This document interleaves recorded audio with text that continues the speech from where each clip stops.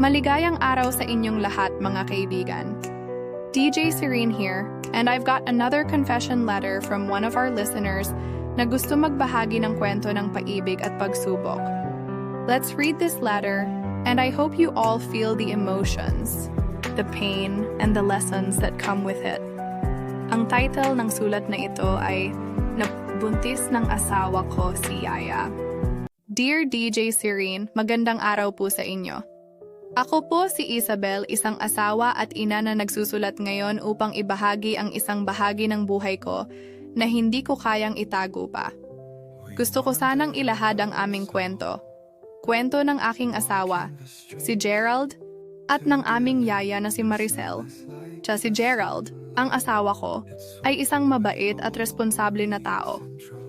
Nakilala ko siya sa isang pagtitipon ng mga kaibigan, at mula noon, naging kami na. Siya ang aking partner sa buhay at matagal ko nang iniisip na siya ang aking katuwang sa lahat ng bagay, sa bahay, sa pagpapalaki sa anak namin, at sa pagbuo ng aming pangarap na pamilya. Sa lahat ng aspeto ng buhay namin, magkasama kami, at sa aking pananaw, wala na akong hihilingin pa. Ang asawa ko ay isang negosyante, abala sa trabaho, ngunit sa kabila ng lahat ng iyon, palagi niyang pinapakita ang pagmamahal sa akin at sa anak namin. Hindi siya perpekto, ngunit para sa akin, siya ang pinaka-perpekto na asawa at ama para sa aming anak. Lagi kaming magkasama sa mga simpleng bagay, mga dinner dates, mga bakasyong hindi masyadong magarbo, pero puno ng pagmamahal. We had our ups and downs, but we always made it through. Si Maricel naman ang yaya namin. Siya ang sumama sa pamilya namin noong ipinanganak ang anak namin. At first, hindi ko siya tinitingnan bilang ibang tao, kundi bilang isang kapartner sa pagpapalaki ng anak namin. Si Maricel ay maasikaso, masipag, at maligaya sa pagtulong sa bahay. Nakita ko ang kanyang malasakit sa aming anak, kaya't hindi ko na siya inisip bilang isang ordinaryong katulong o yaya. Sa tingin ko, isa siyang parte ng aming pamilya. May mga pagkakataon na naiisip ko, kung hindi dahil kay Maricel, baka hindi ko na kayang i-handle ang lahat. Kahit busy si Gerald, sa mga unang taon ng aming buhay mag-asawa, kaya namin magtulungan sa mga gawain sa bahay. Ngunit habang tumatagal, nagiging mas malayo siya. Nagsimula akong magtaka. Ngunit pinili ko na lang na mag-focus sa anak namin. Nakaramdam ako ng pagkabagot, ngunit wala akong sinisisi. Tulad ng dati, si Maricel ay andyan upang magbigay ng tulong. Parang hindi ko na kailangang mag-alala dahil lagi siyang nariyan, tumutulong sa pagpapalaki sa anak, nag-aalaga sa kanya, at nakikinig sa mga kwento ko. Sa mga pagkakataon na hindi ko kasama si Gerald, siya ang kasama ko. Para siyang ate sa buhay ko, tinutulungan akong maglaan ng oras para sa sarili ko, habang siya naman ang nag-aalaga sa anak namin. Wala akong ibang iniisip kundi ang makapagbigay ng magandang buhay sa pamilya namin. Si Gerald ay abala sa negosyo, at kahit medyo malayo siya sa amin, alam kong ginagawa niya ang lahat ng ito para sa aming kinabukasan. Hindi ko alam kung paano ko sisimulan ang kwento ng mga pagbabago sa buhay namin, pero alam ko na ang mga bagay na hindi ko inaasahan ay mangyayari pala sa hindi inaasahang paraan. Kung iisipin ko ang mga taon namin ni Gerald, tila puno ng saya at pagmamahalan. Pero sa mga maliliit na detalye, doon ko napansin na may mga bagay na hindi ko agad naisip. Minsan kasi, iniisip ko na ang mga hindi magandang nangyayari sa buhay ay hindi ko dapat ipagdamdam, kaya't hinahayaan ko na lang. Noong mga unang taon ng aming kasal, hindi ko pa naiisip na magkakaroon kami ng mga pagsubok. Kami ni Gerald ay parang magka-team na nag-aalaga sa isang pamilya. Nandyan kami para sa isa't isa. Tuwing gabi, magkasama kami sa pagtulog. Nag-uusap tungkol sa mga bagay na walang kinalaman sa trabaho at parang hindi kami malilito sa mga desisyon. I could say, we were happy. Ngunit habang tumatagal at habang ang mga taon ay lumilipas, parang may mga hindi inaasahang pagbabago. Si Gerald sa mga unang taon ay laging nandyan para sa amin. Pero nang magtagal, he started being more absorbed in his work. Hindi ko naman siya masisisi dahil alam ko na kailangan niyang magtrabaho upang matustusan ang lahat ng pangangailangan namin. Ang business niya ay dumaan sa mga pagsubok at nakita ko kung paano siya naglaan ng oras at effort. Pero sa kabila ng lahat ng iyon, may mga araw na parang nagiging malayo siya sa akin. Dahil sa busy schedule niya, ako ang naging mas malapit kay Maricel. Habang abala si Gerald, ako ang tumutok sa bahay at sa anak namin. Si Maricel bilang yaya ay laging andyan upang mag-alaga at magtulungan sa mga maliliit na gawain sa bahay. Madalas kaming magkausap at magkwentuhan, and I started noticing something I didn't see before. She was very attentive to Gerald. She would tell me how kind and hardworking he was, how he'd often come home late, but would always make time for his family. Dati, iniisip ko na siya lang ay isang yaya, kaya't hindi ko binibigyan ng mali siya ang mga kwento niya. I saw it as just being nice until I started sensing something more beneath the surface. Naisip ko na hindi na ito ang usual na Maricel na nakilala ko. Siya na ngayon ay parang may ibang motibo. Pero hindi ko agad pinansin ang mga maliliit na bagay. Minsan, iniisip ko na baka ako lang ang may problemang iniisip. Hindi ko kayang magduda, lalo na kay Gerald. I trusted him. Hindi ko kayang makita siyang magkamali. I thought maybe, just maybe, I was overthinking things. I thought that the changes in Gerald's behavior were just due to the pressure of work, and that everything would get better in time. But the distance kept growing. Alam ko na ang mga galak na nararamdaman namin noon ay unti-unting nawawala. Sa mga maliliit na pagkakataon, may nararamdaman akong pagkakaiba. Gerald would no longer talk about our future the way he used to, and we stopped having those long conversations. Ang mga dinner dates namin ay naging bihira at kapag magkasama kami, tila may lamig. May mga pagkakataon na kahit andyan ako, parang andyan din siya, pero hindi. Hindi ko maintindihan, pero hindi ko kayang aminin sa sarili ko na may mali. Si Maricel naman ay patuloy sa pagiging masipag. Pero sa mga maliliit na paraan, nagsimula kong mapansin na parang siya na lang ang kasama ni Gerald sa mga maliliit na usapan. Kapag nag-uusap sila, lagi ko silang nakikita na magkasama sa mga maliit na oras. At tuwing nagkakaroon ng pagkakataon, palaging may espesyal na pakiramdam sa pagitan nila. Hindi ko alam kung ano ang ibig sabihin noon, pero may pakiramdam ako na may nangyayari. Siguro nga, kung ako'y nakinig sa mga palatandaan, baka nakita ko na agad. Pero hindi ko kayang mag-isip ng masama sa asawa ko. Laging iniisip ko na baka isang simpleng abala lang sa trabaho ang lahat. Ngunit habang lumilipas ang mga linggo at buwan, patuloy ang paglayo ng puso ko kay Gerald. I tried to convince myself that I was overreacting, na ang mga nararamdaman ko ay simpleng hindi pagkakaintindihan. Pero deep inside, alam ko na may nangyayari. Hindi ko pa kayang aminin sa sarili ko ang buong katotohanan, DJ Serene, ang mga araw na dumaan matapos kong maramdaman ang unti-unting layo ni Gerald ay nagbigay sa akin ng pakiramdam na may isang malaking puwang sa aming buhay. Tila hindi ko na siya kilala. Para bang ang mga tao sa buhay ko, sila na lang din ang nagbabago at ako na lang ang naiwan. Hindi ko na rin malaman kung saan magsisimula, kung anong hakbang ang gagawin ko, at kung anong gagawin ko sa mga nararamdaman ko. Isang gabi, nang mag-isa ako sa bahay at nag-aalaga kay Anika, ang anak namin, napansin ko ang hindi inaasahang pagbabago sa mga gamit ni Gerald. Ang kanyang telepono, na laging nasa tabi niya, ay hindi ko na nakikita. Pero tuwing dumadaan ako sa sala, naririnig ko siya na may kausap na hindi ko kayang marinig ng buo. Minsan, akala ko nag-uusap siya sa isang kaibigan, ngunit sa mga pagkakataon na sinusubukan kong magtago at mag-observe, Naramdaman kong hindi ko na kayang baliwalain ang mga pagkakaibang ito. May mga gabi na nauurong ang mga plano namin ni Gerald. Hindi siya natutuloy sa mga dinner dates na dati ay excited pa kami. At kapag natutuloy kami, lagi siyang may dahilan. Andyan ang mga meetings na hindi ko kayang unawain, mga business trips na biglaan at hindi inaasahan. Hindi ko na alam kung paano ko sisimulan ang mga tanong ko. It felt like I was being shut out, and I didn't know what to do about it. Hanggang isang gabi, nang naglilinis ako sa kanyang office sa bahay, napansin ko ang isang bagay na hindi ko inaasahan. Nasa ibabaw ng desk niya ang isang envelope na may pangalan ni Maricel. I didn't want to open it, but my curiosity got the best of me.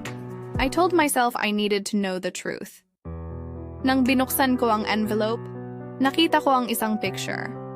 A picture of Gerald and Maricel together, in a place I didn't recognize, looking way too comfortable with each other.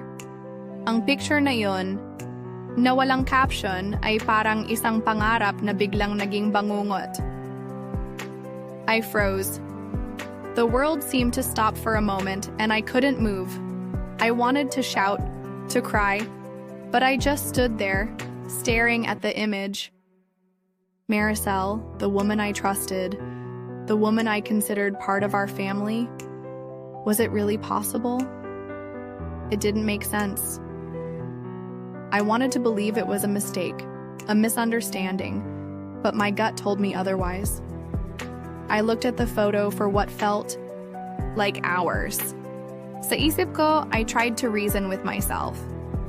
Maybe it was just a friendly picture, a simple mistake. But deep inside, I knew that I couldn't deny it anymore. There was something between them. Gerald and Maricel, they were not just employer and employee. They were more than that. Tumayo ako at naglakad papunta sa kwarto namin. I was shaking. I didn't know what to feel, how to react, or what my next step should be. I didn't know how to confront Gerald. I didn't know if I even wanted to. What if he denied it? What if he tried to justify everything? My mind was racing, but my heart was heavy. That night, I couldn't sleep. I lay awake, thinking of the things I'd seen and heard. There were so many questions running through my mind. I couldn't wrap my head around it. Hindi ko kayang intindihin. Is this how betrayal felt? Ang pakiramdam na ang taong pinagkakatiwalaan mo ay bigla na lang mawawala sa iyong mga mata, at ang tao na binigyan mo ng buong pagmamahal ay magbibigay ng sakit sa iyong puso? Hindi ko alam kung anong gagawin ko pagkatapos ng gabing iyon. Ang tanging alam ko lang ay hindi ko na kayang magsinungaling sa isang araw, habang si Gerald ay nasa trabaho at ako naman ay nasa bahay. May pakiramdam akong hindi ko kayang ipaliwanag. Siguro, dahil may mga araw na parang may kulang sa amin. Parang may nakatagong lihim. Hindi ko alam kung anong pumilit sa akin. Pero nagsimula akong maglakad papunta sa kwarto nila ni Anika at kumuha ng ilang gamit. Habang naglalakad ako sa hallway, nakarinig ako ng isang tunog mula sa living room. Hindi ko pa yun pinansin noon. Pero habang papalapit ako, parang may nararamdaman akong hindi tama. Ang mga hakbang ko ay parang napakabigat. Tila ba ang mga pangyayari ay nauurong at gumugulo sa aking isipan. Nang binuksan ko ang pinto ng living room, ako'y natigilan. Bigla akong napako sa aking pwesto nang makita ko ang mga mata nilang magkaisa, ang mga katawan nila na hindi ko na kayang ipaliwanag. Sa gitna ng living room, naroon si Gerald at Maricel, magkasama sa isang posisyon na hindi ko akalain na mangyayari. Si Maricel, nakatayo, hawak-hawak ni Gerald, at siya'y nakayakap kay Gerald na halos nakahubad na ang blouse, nakalilis ang palda. Lahat ng mga detalye ay parang nanatili sa aking isipan. Ang mga ngisi sa mukha nilang magkasama, na para bang walang kamalay-malay na ako'y naroroon, nagtama ang aming mga mata, at para bang ang buong mundo ko ay huminto. Si Gerald na hindi ko akalain na kayang magtaksil sa akin, ay natulala at nagulat. Halatang hindi niya alam kung anong sasabihin, kung paano ipaliwanag. Si Maricel naman, nakatayo sa gilid, nagmamadaling magsuot ng kanyang blouse. Ang mukha ay punong-puno ng takot at pagkalito. Ang mga mata nilang magkapartner ay hindi ko kayang tingnan ng matagal. Halos makuha na nila ang aking galit, ang sakit na nararamdaman ko sa mga panahong iyon. Na parang nahulog ang lahat ng tiwala ko sa kanila. Hindi ko kayang paniwalaan ang nakikita ko. Pati ang katawan ko, parang nahirapan akong huminga. Hindi ko kayang itago ang sakit sa puso ko. It felt like my entire world came crashing down. Sa mga pagkakataong iyon, ako'y natulala. Tumahimik ako. Hindi ko kayang magsalita kaagad. Lahat ng mga tanong ko sa isipan ko ay tila nawalan ng sagot. Bawat detalye ng kanilang pagsasama ay tumagos sa aking puso. Hindi ko na kayang magtago pa ng galit at sakit. Hindi ko na kayang manatili sa pook na yon. Tumalikod ako at nagsalita. Paano, Gerald? Paano mo ito nagawa? Ang sakit, Gerald. Hindi ko kayang tanggapin ito. Si Gerald, hindi alam kung anong sasabihin. Tumayo at lumapit sa akin. Isabel, please. I can explain, sabi niya. Ngunit ang mga salitang iyon ay parang hindi ko na kayang pakinggan. Ang kanyang mga mata, puno ng guilt, ay nagpapakita na may katotohanan sa kanyang mga kasinungalingan. Si Maricel sa gilid hindi makatingin sa akin. I could see her hands shaking, her face pale, but I couldn't care less. Hindi ko kayang patawarin siya. Hindi ko kayang ilagay siya sa aking puso ulit. Maricel, paano mo ako pinagtaksilan? Ikaw na tinuring kong kapamilya? Bakit mo ito nagawa? I tried to keep my voice steady, but the anger, the hurt, it was all consuming. I couldn't control the tears. Tumulo na lang ang luha ko habang tumitingin kay Maricel. It was her face, her nervousness, that made the whole situation even worse. Gerald, on the other hand, was silent, probably searching for words to defend himself, but it was too late for that. Wala na akong pakialam sa mga paliwanag niya. I trusted you both, Gerald. I gave you everything. Ang sakit, Gerald. Ang sakit. I whispered, my voice trembling. The whole room felt suffocating. I couldn't look at them anymore, not even for another second. I turned away, taking a deep breath. It felt like the world was spinning, and I was drowning in the reality of what I had just seen. The image of them together would never leave my mind. I couldn't unsee it. I couldn't stay in that room anymore. I couldn't be in that house, not with them. I ran out without saying another word, with my heart shattering into pieces. DJ Serene. Hindi ko alam kung paano ko ipapaliwanag ang nararamdaman ko ngayon, pero pagkatapos ng gabing iyon, parang lahat ay wasak. Hindi ko alam kung saan ako magsisimula o kung paano ko kakayanin. Ang sakit, DJ, ang sakit na hindi ko kayang ipaliwanag. Si Gerald palaging umuuwi, pero parang hindi na siya ang Gerald na kilala ko. Hindi ko na siya matignan ng diretso sa mata. Ayokong makipag-usap sa kanya. Ang bawat galaw niya parang nakakabasag sa akin at ang mga salitang nagsusumamo na magpatawad ako hindi ko kayang pakinggan. Bawat gabi nakahiga ako sa kama, nakatingin sa kisame na hindi makatulog. Paulit-ulit na pumapasok sa isip ko ang mga nangyari, yung nakita ko silang magkasama. Paulit-ulit, DJ, at parang masakit pa ng masakit bawat pagkakataon na naiisip ko yun. Tuwing pinipikit ko ang mata ko, siya at si Maricel ang nakikita ko.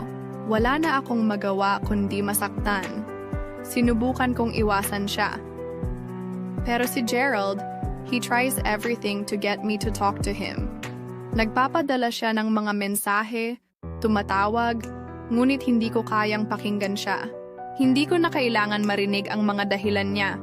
Hindi ko na kayang makinig sa mga paliwanag niya. Kailangan ko ng oras. Oras na maghilom, oras na maintindihan ko kung anong mga hakbang ang susunod kong gagawin. Ang pinakamahirap ay ang makita siyang kasama si Anika. Si Anika, wala siyang alam.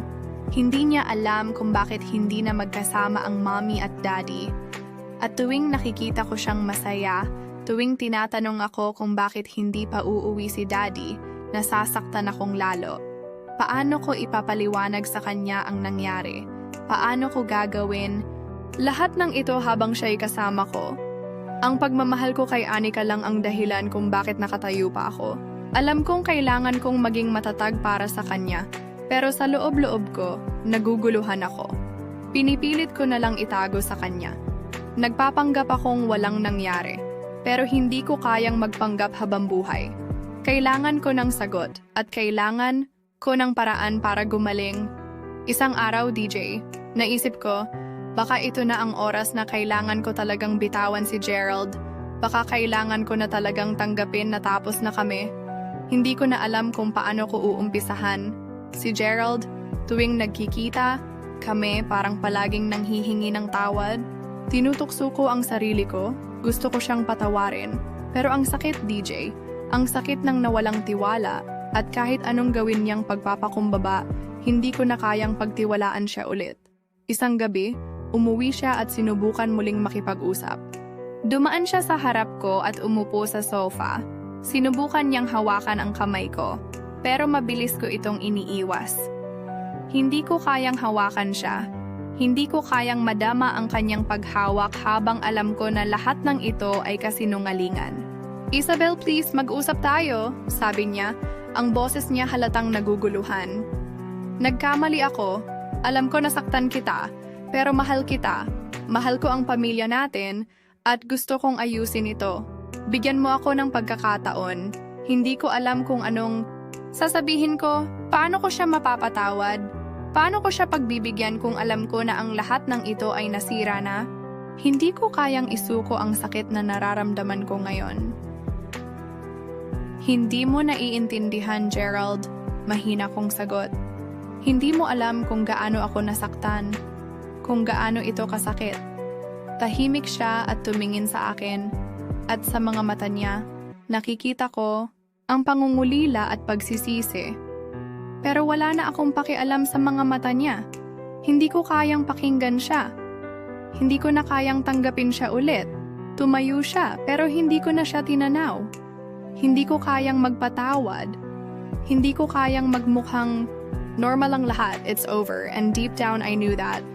I never thought it would come to this, na makarating ako sa puntong ito, na isang malaking parte ng buhay ko ay ganito na lang masisira. Alam ko na may mga pagkakamali, pero hindi ko inisip na darating ang oras na ang mga pagkakamaling iyon ay babalik sa akin ng ganito kalaki. At ngayon, DJ, ang pinakamabigat na tanong ko, paano ko tatahakin ang landas na ito kung ang mga tao sa buhay ko mismo ang nagbigay sa akin ng sakit? Nalaman ko lang na buntis si Maricel isang araw nang nakatanggap ako ng mensahe mula sa kanya. "Gerald, I'm pregnant," yun ang nakalagay sa text. Napansin ko na hindi na siya nagpapakita sa bahay, pero sa mga sandaling iyon, nagbago ang lahat. Walang warning, walang paalam. Alam kong may nangyaring hindi maganda, pero hindi ko akalain na magbubunga pa ito ng isang bagong buhay. Nung makita ko si Gerald ng gabing iyon, parang lahat ng galit ko naipon sa bawat hakbang ko patungo sa kanya. Ang hirap magtago ng nararamdaman ko. "Gerald, totoo ba? Buntis si Maricel?" Tanong ko sa kanya na parang hindi makapaniwala. Tinutok ko sa kanya ang tingin ko at hindi ko siya tinantanan. Si Gerald tahimik na lang. Mabilis niyang nilapag ang mga gamit sa mesa at tumingin sa akin. "Isabel, please let me explain," ang sabi niya. Ang mukha niya puno ng guilt at pagpapaliwanag. Pero hindi ko kayang makinig sa kanya.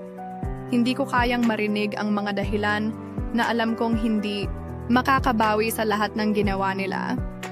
Hindi mo pa ba naisip kung anong nangyayari sa pamilya natin, Gerald? Sabi ko habang nagsimula akong maglakad-lakad sa harap ng bahay. Buntis siya, Gerald! Yung taong tinuring kong kasama sa bahay, tinuring kong pamilya, siya pa ang nagbigay sa akin ng sakit. Paano ko ipapaliwanag kay Anika lahat ng ito? Paano kung magiging okay ang lahat ng ito?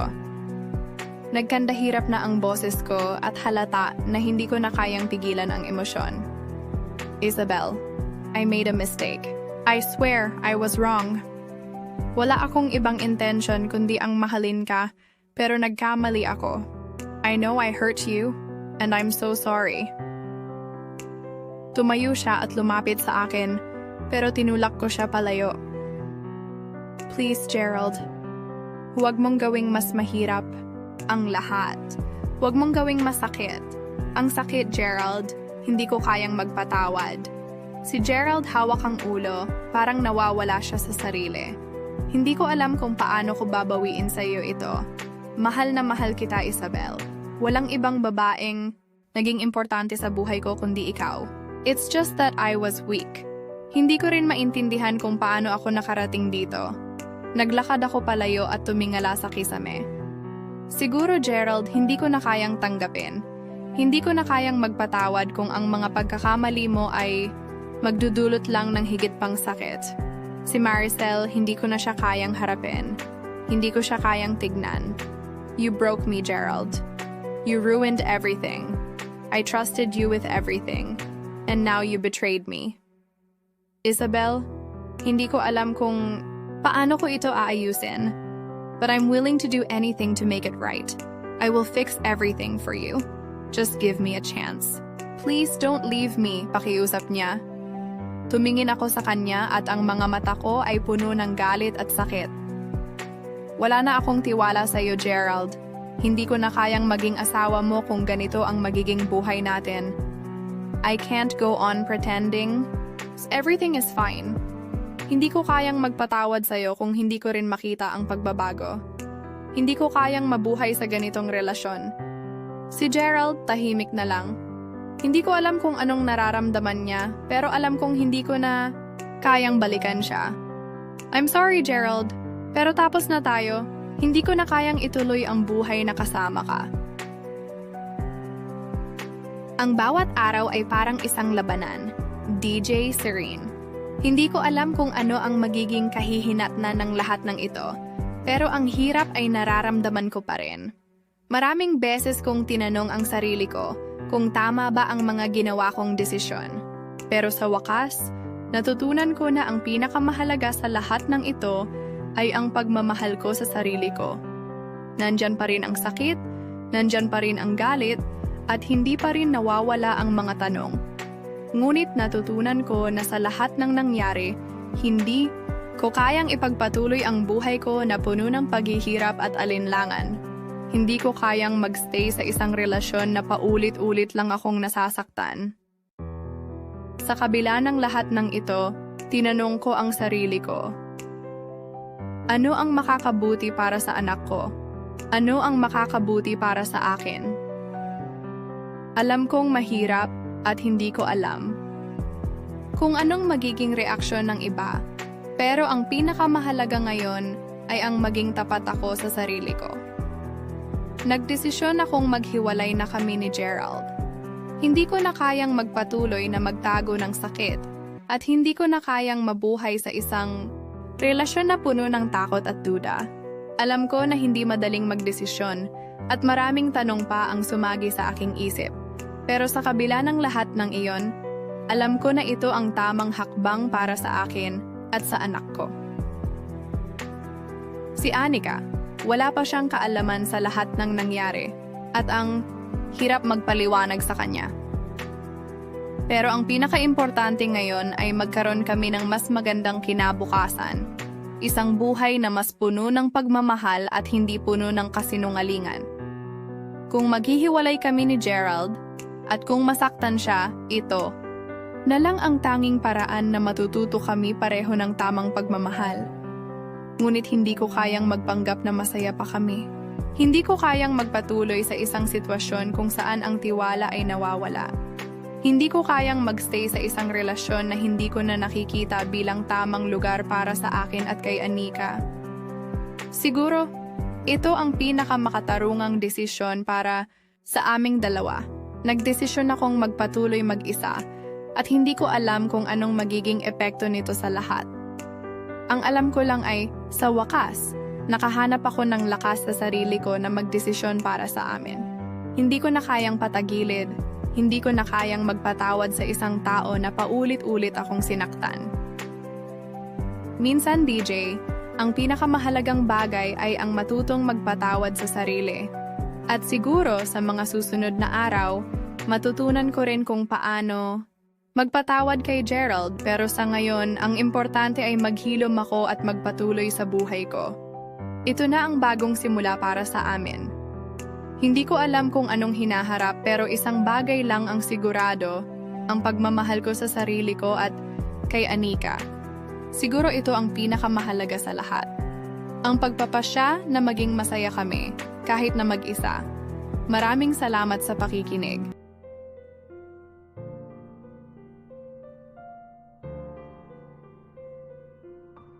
At yan na nga, mga kasesyon, ang kwento ni Isabel.